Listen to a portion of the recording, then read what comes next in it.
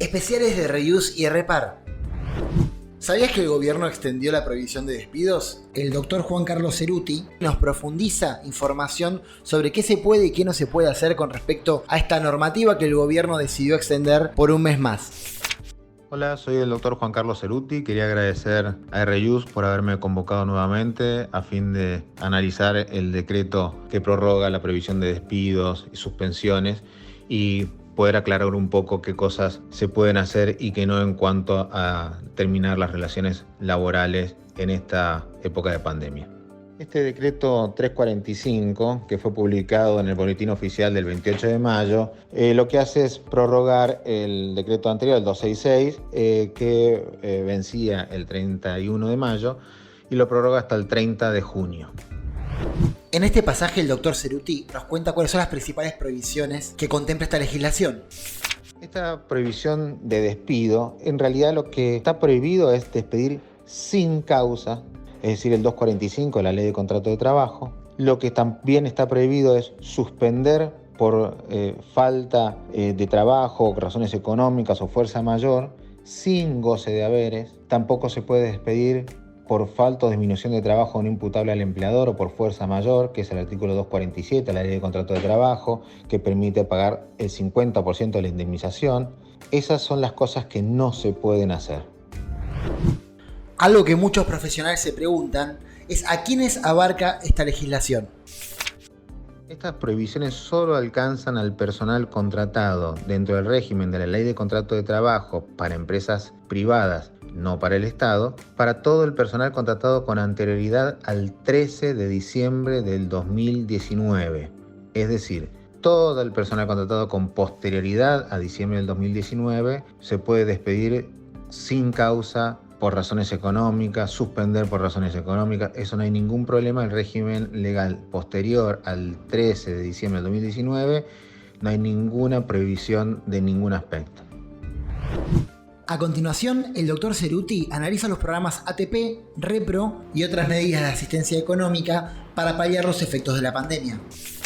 A modo de un breve resumen, lo que hemos experimentado a lo largo de la pandemia, desde marzo del año pasado hasta ahora, son una serie de medidas que tienden a proteger el empleo, combinadas con la ayuda a las compañías, a las empresas, es decir, los programas de ATP, los programas de Repro, etcétera, tienen que ver con apoyar a las empresas para que mantengan el nivel de empleo y puedan seguir subsistiendo mediante ayuda del Estado, que son ayudas no reembolsables, es decir, no son préstamos, no los deben devolver nunca, y con baja en el tema de aportes y contribuciones patronales. Ese apoyo tiene que ir también acompañado de un mantenimiento de la cantidad de empleo formal que existe en el país. Entonces, esta medida de suspensión y prohibición de despidos o suspensiones sin goce de haberes tienen ese sentido de contraprestación con las ayudas del Estado.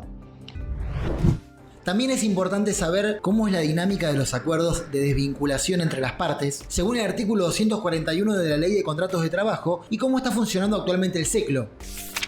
Lo cierto es que muchas compañías han tenido la necesidad de bajar cantidad de personal pagando las indemnizaciones, y en ese sentido también se pueden realizar los acuerdos entre partes, acuerdos de vinculación, los denominados artículo 241 de la Ley de Contratos de Trabajo, que son acuerdos que se hacen a través de un acta de escribano, donde las partes de común acuerdo fijan un monto determinado para desvincularse.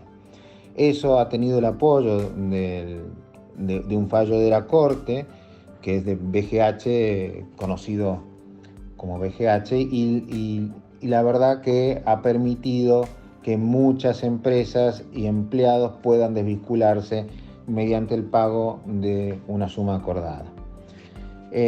También encontramos que el SECLO ha sido una herramienta importante en la formalización de acuerdos.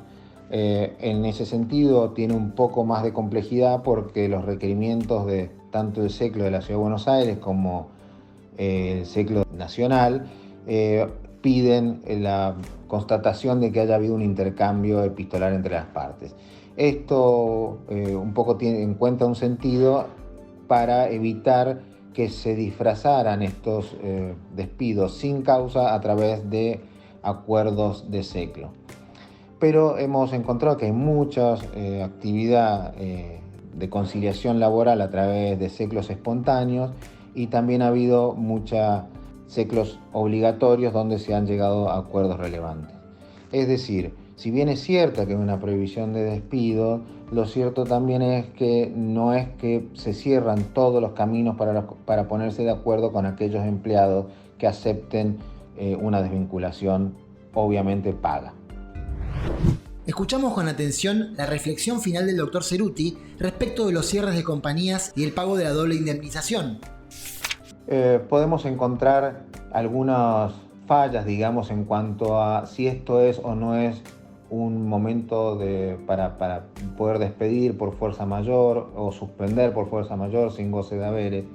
Y de alguna manera esta discusión, que parecería un poco rara porque estamos en una situación claramente de fuerza mayor con la pandemia, con lo que ocurre a nivel mundial, lo cierto es que, como vuelvo al tema de la contraprestación, que tiene que ver con estos apoyos a las compañías de los ATP, que son realmente una cantidad de esfuerzo impositivo que el Estado pone para las compañías que no es reembolsable. Entonces tiene que haber de alguna forma un acompañamiento en no bajar el nivel de empleo. Obviamente hay miles y miles de empleos que han terminado, de empresas que han cerrado.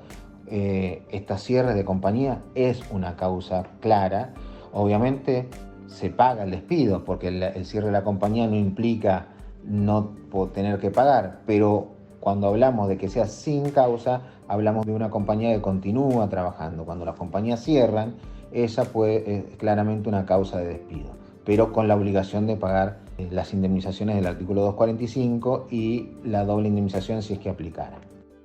Por último, en cuanto a la doble indemnización, es importante recalcar que tiene un tope, y ese tope es de 500.000 pesos, que es importante porque es cierto que en algunos cargos relevantes, en compañías fuertes, digamos, los salarios son más importantes y esa doble indemnización implicaba un incremento fuerte de ese costo de desvinculación.